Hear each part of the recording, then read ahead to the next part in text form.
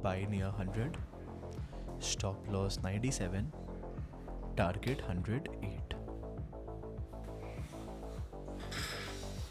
आज एकदम perfectly execute करना है, आज डर नहीं ना। थोड़ा वॉल्यूम और आ जाए, दूसरा टाइम फ्रेम भी देख लेते हैं यार।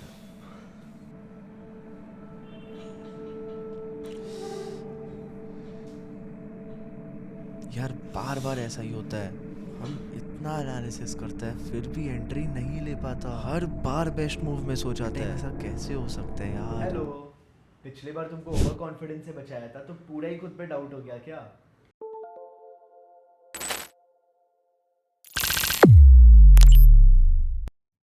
अरे फ्रस्ट्रेट मत हो, एक एक करके मेरे को बताओ सुबह से ट्रेड मिस होने तक क्या हुआ। सुबह से यार पूरा एनालिसिस किया हुआ था, सब कुछ सेट था। 100 पे बाई करेंगे, 97 का स्टॉप लॉस लगाएंगे और 108 का टारगेट होगा। और आज तो सोच के रखा था यार मार्केट खुलने से पहले कि जो भी हो जाए आज डरना है ही नहीं, मार्केट में बस एग्जीक्यूट करना है। मार्केट मेरे हिसाब से चल रहा था, प्राइस आ रहा था बाइंग जोन के पास, बट पता नहीं यार जैसे ही 100 के पास आया प्राइस, क्या हुआ and the same episode all over again. यार क्या सीन, यही कि कंफर्मेशन ले लेते हैं। पहले टाइम फ्रेम कंफर्मेशन लेना स्टार्ट किया, 1 मिनट ठीक था तो 5 मिनट्स देखा, 5 मिनट्स ठीक लगा तो 15 मिनट्स देखा। अब जब टाइम फ्रेम को लेके कॉन्फिडेंस आ गया तब लगा चलो इंडिकेटर्स चेक कर लेते हैं। आरएसआई लगा दिया, आरएसआई लग रहा था कि और थोड़ा ठीक आ जाए, ऊपर आ जाए। जब इंडिकेटर्स लगा के लगा सब सही है तब लगा न्यूज़ देख लेते, कोई ऐसा न्यूज़ नहीं आ गया उस स्टॉक को नेगेटिवली अफेक्ट कर दे। मतलब खत्म ही नहीं हो रहा है यार, वो डाउट आए जा रहा है आए जा रहा है, जबकि सारा एनालिसिस किया हुआ है।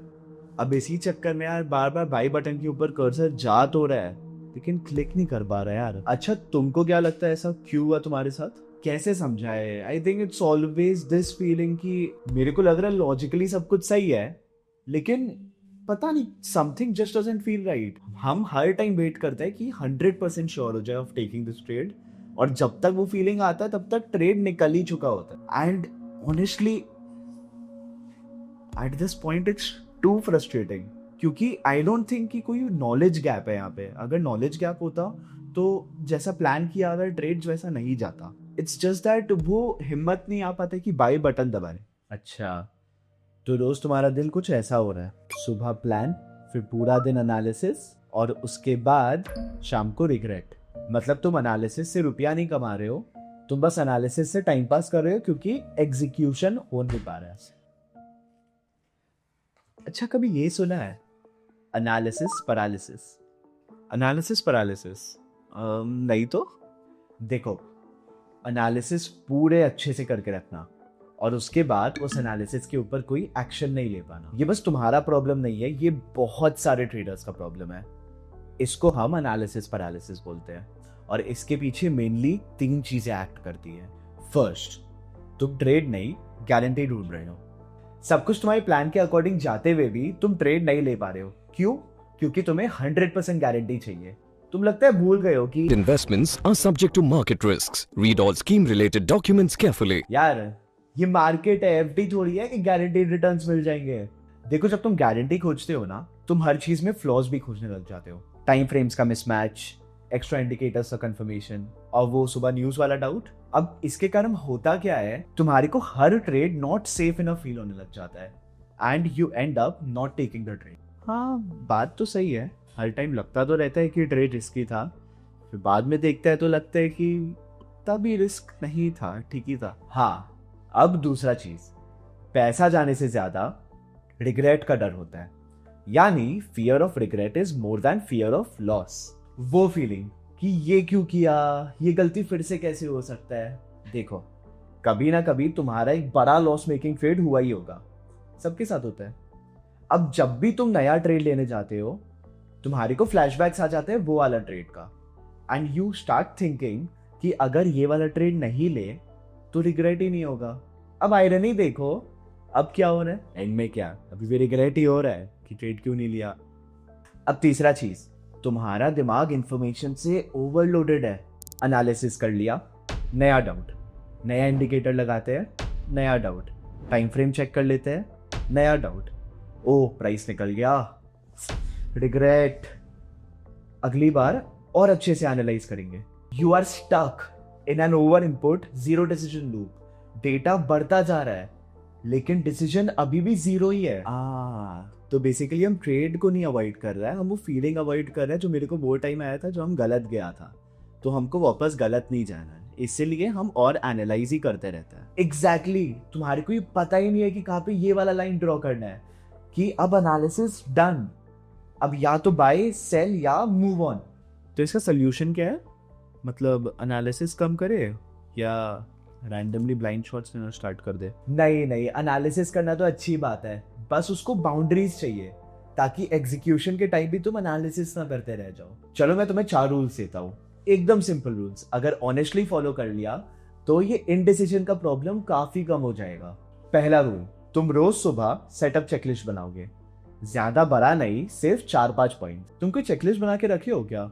हाँ, चेकलिस्ट बनाया हुआ है ना। ये सारा पॉइंट सेटिस्फाई होने के बाद ही हम ट्रेड में एंट्री लेता है। प्राइस सपोर्ट जोन के पास है, हायर टाइम फ्रेम में ट्रेंड ठीक है, स्टॉप लॉस कहाँ लगाना है क्लियरली दिख रहा है, रिस्क रिवॉर्ड रेशियो मिनिमम 1:2 है और वॉल्यूम्स भी ठीक है। ये सारा कंडीशन सेटिस्फाई हो जाता है, उसके बाद ही आई टेक अ ट्रेड। यहीं पे एक गलती हो जाता है ना, सारा पॉइंट सेटिस्फाई होने का वेट नहीं करना है। इस चेकलिस्ट का अगर कोई 3 पॉइंट भी सेटिस्फाई हो गया, analysis mode of, decision mode on. Market में कोई भी सेटअप परफेक्ट नहीं होता है, तो कहीं ना कहीं लाइन ड्रॉ करना इंपॉर्टेंट है। एक बार 3 पॉइंट पे टिक मार्क लग जाए, उसके बाद कोई इंडिकेटर ऐड नहीं करना है, कोई न्यूज चेक नहीं करना है। ओ मतलब उस मोमेंट पे एक और चीज चेक कर लेते हैं, नहीं करना है। करेक्ट, फिर माइंड में बस यही क्वेश्चन आना चाहिए कि ट्रेड लेना है या नहीं। अब दूसरा पॉइंट, जब भी ऐसे इंडिसीजन हो रहा हो, पहला पोजीशन साइज छोटा होगा। मान लो तुमको ट्रेड 100 शेयर का लेना था, तो पहला एंट्री सिर्फ 25 या 30 शेयर का ही होगा। इससे क्या होगा? देखो, एक तो कंफर्ट आ जाएगा कि सब कुछ एक ही ट्रेड पे डिपेंडेंट नहीं है, और दूसरा एटलीस्ट एनालिसिस मोड ऑफ होके डिसीजन मोड ऑन तो होगा, ट्रेड तो लोगे। अगर सब कुछ प्लान के अकॉर्डिंग सही जा रहा होगा तो क्वांटिटी ऐड कर लेना। ये सही लग रहा है। जो हर क्लिक फाइनल जजमेंट वाला फीलिंग आता था, अब थोड़ा सा लगेगा कि टेस्ट ड्राइव कर रहे। एग्जैक्टली। अब तीसरा पॉइंट जो कि बहुत इंपॉर्टेंट है, डिसीजन टाइमर। जैसे ही तुम्हारा डिसीजन मोड ऑन होगा, अपने दिमाग में एक टाइमर स्टार्ट कर लेना। पहले ही डिसाइड कर लेना ये कितना लंबा होगा, पर इतना लंबा भी नहीं कि ट्रेड निकल जाए। अब इस टाइमर के अंदर या तो तुम एक छोटा साइज का ट्रेड लोगे या ट्रेड को स्किप करोगे विद अ क्लियर रीजन कि क्यों ट्रेड को स्किप किया। अगर ये टाइमर खत्म होने के बाद भी तुम सोच रहे हो, तब मूव ऑन, मतलब या तो टाइमर में स्मॉल एंट्री या क्लियर स्किप। आधा अधूरा डिसीजन लेना ही नहीं है। हाँ, अब क्योंकि तुम्हारा वापस डबल माइंड ना हो जाए, एक बहुत इजी चीज तुम कर सकते हो। अगर तुम सही का टर्मिनल यूज करते हो तो उसका 1 क्लिक मोड ऑन कर देना। इससे एक ही क्लिक में बाइंग और सेलिंग ट्रिगर हो जाएगा और डिसीजन लेने और एग्जीक्यूट करने के बीच कोई लैग नहीं आएगा। Nice, got it. अब लास्ट रूल, रोज डे एंड पर 5 मिनट का एग्जीक्यूशन जर्नल। इसमें सिर्फ ये लिखना है कि आज कितने प्लान्ड सेटअप्स आए, कितने सेटअप्स पर एक्शन लिया, जो सेटअप स्किप किया वो फियर के कारण किया या वैलिड रीजन था। और एक इंपॉर्टेंट बात, अगर कोई ट्रेड तुम पूरा सिस्टम से लिए हो और उसके बाद भी वो लॉस की तरह एंड हो रहा है, तो उसको अपने जर्नल में सक्सेस मार्क करना। लॉस को सक्सेस? हाँ, व्हाट आई मीन टू से इज ये देखने का तो तुम पक्का ट्राई करना कि कहाँ गलत गए, कुछ सही कर सकते थे या नहीं, लेकिन सक्सेस मार्क करना because you followed the process. समझ गया? तो इसका रिकैप करते हैं। सुबह जो सेटअप चेकलिस्ट बनाता हूँ, उसके सारे नई 3 या 4 टिक होने से ही analysis off and decision on. पहली एंट्री हमेशा स्टार्टर साइज यानी 25 to 30% क्वांटिटी ओनली। इसके बाद माइंड में एक pre decided timer on, timer खत्म होने से पहले या तो एंट्री या proper skip and move on. और फाइनली डे एंड पर 5 मिनट का एग्जीक्यूशन जर्नल। यस, अब नेक्स्ट टाइम जब ऐसा ही सेटअप दिखेगा, तब तुम्हारा गोल एक परफेक्ट ट्रेड नहीं, एक एग्जीक्यूटेड ट्रेड होगा।